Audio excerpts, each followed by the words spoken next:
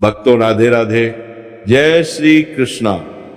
भक्तों 4 मार्च 2026 यानी बुधवार को पड़ रही है चैत्र महीने की पवित्र त्योहार होली। और भक्तों ये वह पर्व है जो चैत्र महीने में पड़ने वाली सबसे बड़ी पर्व है, क्योंकि ये बुधवार के दिन पड़ रही है जो बहुत ही खास है। और भक्तों आप सभी लोग जानते हो बुधवार होली का अगर सबसे बड़ा कोई उपाय है तो वो एक चुटकी काले तिल वाला उपाय है। तो भक्तों इस बुधवार होली के दिन आप लोगों को इस एक चुटकी काले तिल वाले उपाय को जरूर करना है।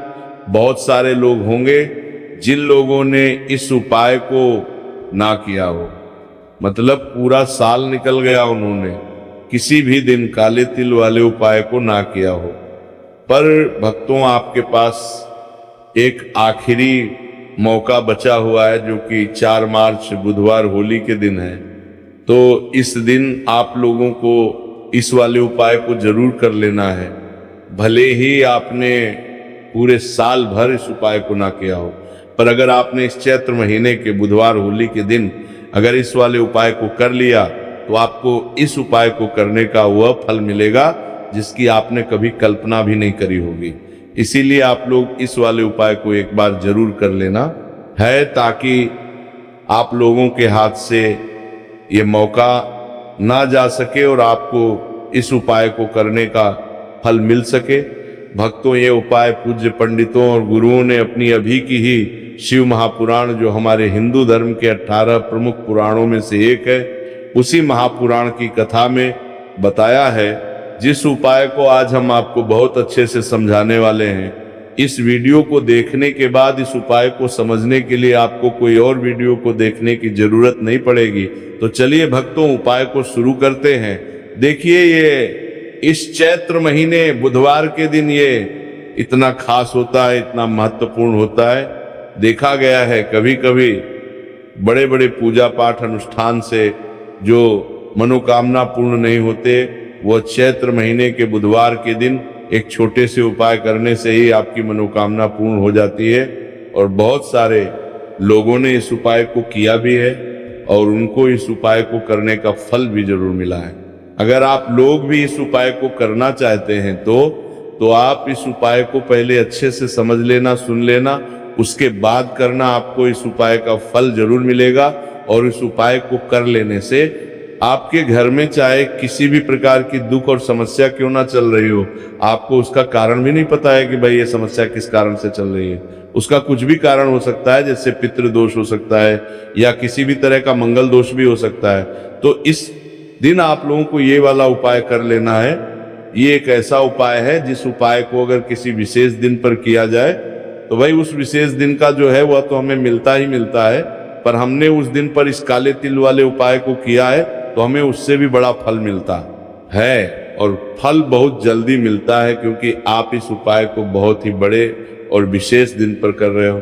तो चलिए अब उपाय के बारे में बात करते हैं, लेकिन उससे पहले आप लोगों को ये जानना आवश्यक है कि आखिर ये उपाय किस समय करना है, किसको करना है और कैसे करना है। तो चलिए हम आगे आपको वीडियो में एक एक करके बता देते हैं। लेकिन उससे पहले अगर आप लोग हमारे चैनल पर नए हैं तो हमारे चैनल को सब्सक्राइब कर लेना और इस वीडियो को लाइक करके कमेंट बॉक्स में श्री शिवाय नमस्तुभ्यम ओम नमः शिवाय जरूर टाइप करके देना। तो भक्तों इस एक चुटकी काले तिल वाले उपाय को हमें इस बुधवार होली तिथि के दिन कैसे करना है, किसको करना है, किस समय करना है और कहां पर करना है, ये सारे सवालों के जवाब आपको इस वीडियो में मिल जाएंगे।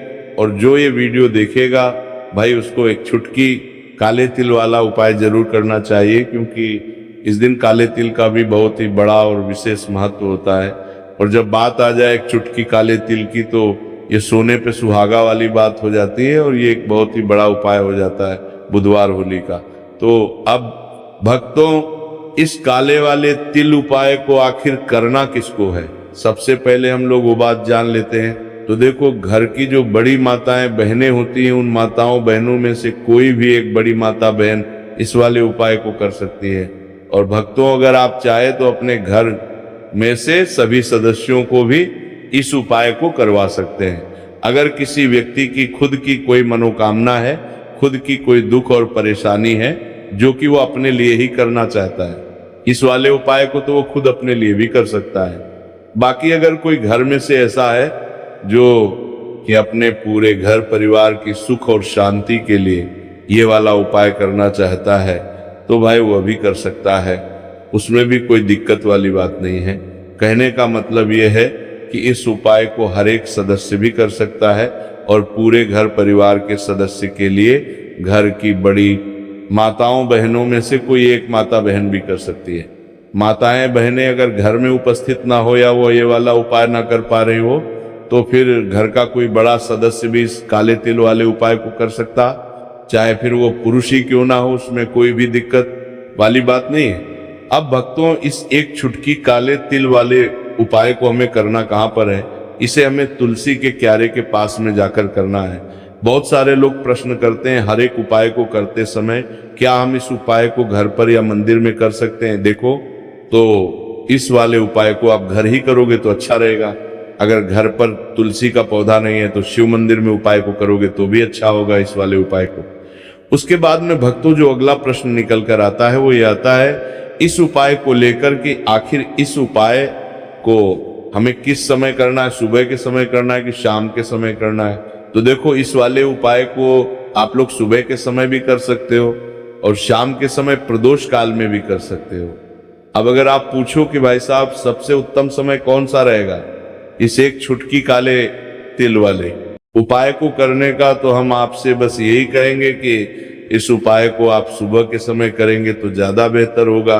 बाकी अगर शाम के समय भी करेंगे तो भी अच्छा होगा, उसमें कोई भी दिक्कत वाली बात नहीं है। तो अब भक्तों, जो अगली सबसे बड़ी और महत्वपूर्ण बात आती है वही आती है कि सुबह अगर हम उपाय को करेंगे तो हमें कितने बजे से लेकर कितने बजे तक के बीच में करना है, और शाम के समय प्रदोष काल में करेंगे तो हमें कितने बजे से लेकर कितने बजे के बीच में करना है। तो देखो, सुबह जितनी जल्दी हो सके आप उपाय को करने की कोशिश करना। बाकी अगर किसी कारणवश लेट भी हो जाओ, थोड़ी देर भी हो जाए, तो 10 या 11 बजे तक भी आप उपाय कर लेना, पर 12 बजे से ज्यादा देरी ना हो, ठीक है? इस बात का ध्यान रखना। उसके बाद में भक्तों, अगर शाम के समय प्रदोष काल की बात करें, प्रदोष काल का जो समय होता है वो शाम के 6 बजे से शुरू हो जाता है। मतलब शाम के 6 बजे से लेकर 7 बजे के बीच का जो समय होता है, ये समय प्रदोष काल का समय होता है। पर अभी जो मौसम चल रहा है, इस मौसम में जो है शाम बहुत देरी से होती है, तो आप इस उपाय को 7 या 8 बजे के बीच में भी कर सकते हो। मतलब शाम के 6 बजे से रात 8 बजे के बीच में आप कभी भी इस वाले उपाय को कर सकते हो, उसमें कोई भी दिक्कत वाली बात नहीं है।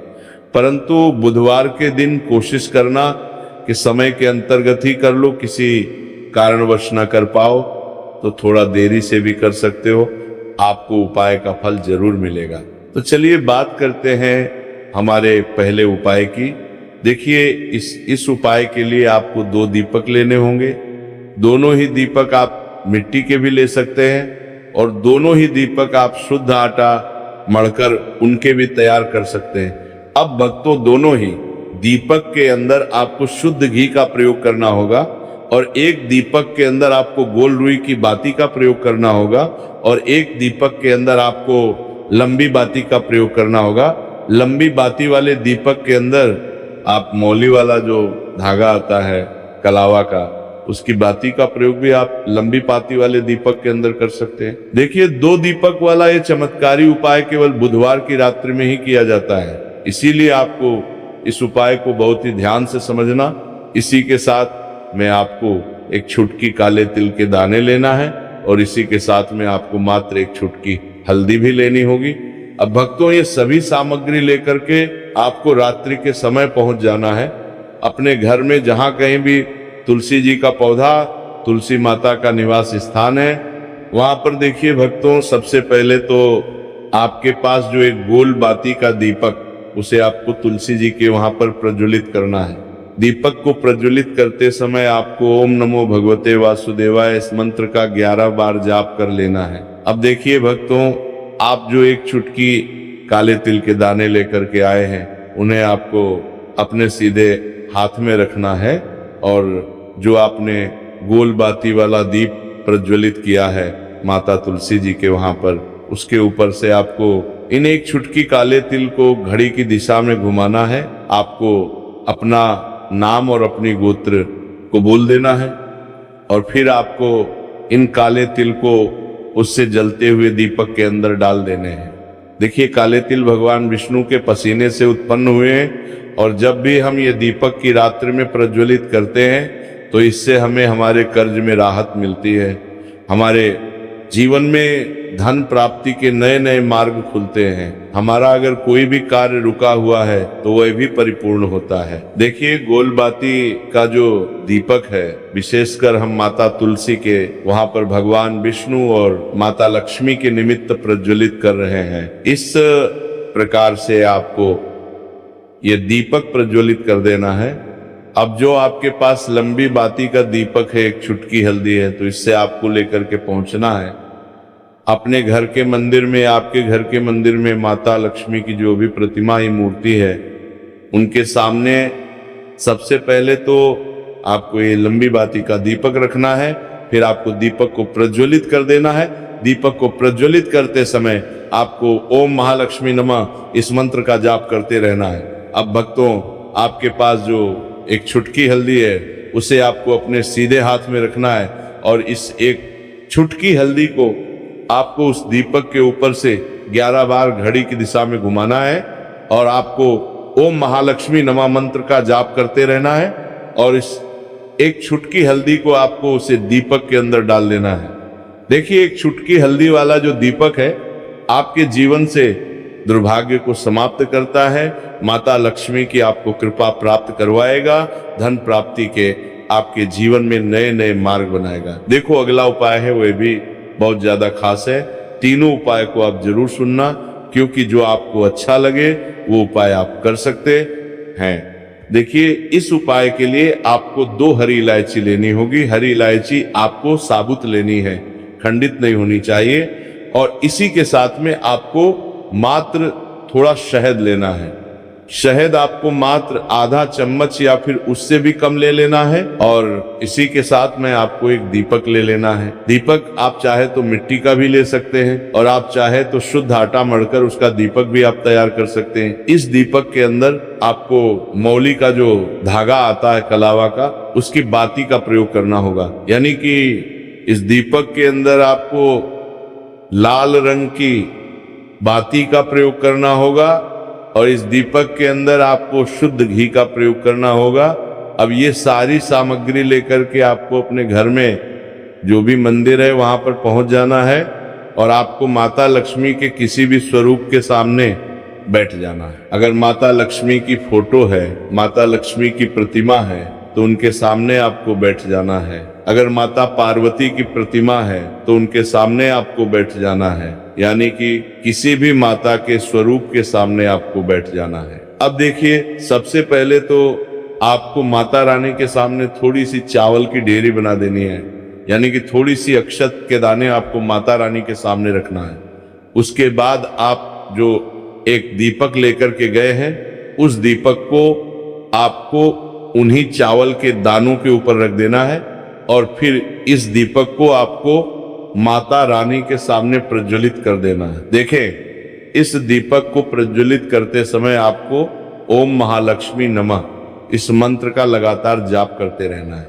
दीपक को प्रज्वलित करने के बाद आप जो 2 हरी इलायची लेकर के गए हैं, उसमें से एक हरी इलायची को तो आपको उसी दीपक के अंदर डाल देनी है और वहीं पर आपको कम से कम 21 बार ओम महालक्ष्मी नमः इस मंत्र का जाप कर लेना है। अब आपके पास जो शहद है और एक हरी इलायची है, उसे सीधे आपको लेकर के पहुंच जाना है भगवान शिव के मंदिर में। पूज्य गुरु जी ने बताया है कि ये उपाय आपको सिर्फ और सिर्फ सुबह के समय ही करना होगा। सुबह को जब भी सूर्योदय का समय होता है तो उसके बाद आपको ये उपाय करना है। लेकिन सबसे पहले तो आपके पास जो एक हरी इलायची है, उसे आपको उस शहद के अंदर अच्छे से डुबो देना है। यानी कि शहद का लेपन उसे हरी इलायची के ऊपर चारों तरफ आपको कर देना है। अब ये जो शहद से युक्त हरी इलायची है, इसे आपको भगवान शिव के शिवलिंग पर अर्पित कर देनी है और आपको वह श्री शिवाय नमस्तुभयम इस मंत्र का लगातार जाप करते रहना है। फिर इसके बाद आपको एक लोटा जल भी अपने साथ लेकर के जाना। तो ये एक लोटा जल भी आपको धीरे धीरे शिवलिंग पर समर्पित कर देना है और आपको श्री शिवाय नमस्तुभयम इस मंत्र का जाप करते रहना है। फिर इसके बाद आपको अपने घर आ जाना है। इस प्रकार से आपको ये उपाय कर लेना है। तो चलिए भक्तों, जान में लेते हैं। पूज्य पंडितों और गुरुओं द्वारा बताए गए तीसरे उपाय के बारे में देखिए। इस उपाय के लिए आपको लेना है 11 चावल के दाने। गुरुजी ने कहा चावल के दाने खंडित नहीं लेने हैं, बिल्कुल साबुत होने चाहिए। उसके साथ में आपको लेना है एक बेलपत्र। बेलपत्र का भी एक नियम है, अगर आपके पास बेलपत्र नहीं है तो आप शिवलिंग से उठाकर उसको पुनः शुद्ध जल से धोकर इस्तेमाल कर सकते हैं। इस प्रकार आपको बेलपत्र लेना है। इसके बाद आपको एक लोटा जल लेना है।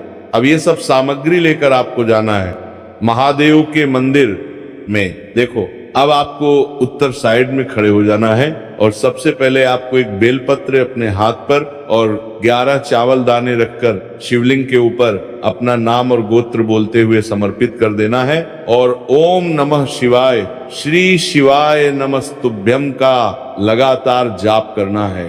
अब आपको जो एक लोटा जल साथ में लेकर आए थे, उसे धीरे धीरे बेलपत्र और चावल दाने के ठीक ऊपर आपको समर्पित करते जाना है और शिव पुराण के मूल मंत्र श्री शिवाय नमस्तुभ्यम का 11 बार जाप करना है और अपनी मनोकामना बोलते जाना है। देखो, बस छोटा सा उपाय करना है, देखना एक दिन आपके सब काम बनने लग जाएंगे। गुरुजी का बहुत ही विशेष उपाय है। इस वीडियो में हमने आपको 2 से 3 महा उपाय आपको बताए हैं जो आपको बुधवार के दिन करने हैं।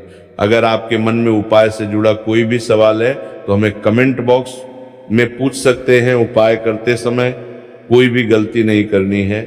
अगर आपको हमारी वीडियो पसंद आए तो हमारे इस चैनल को सब्सक्राइब जरूर करें।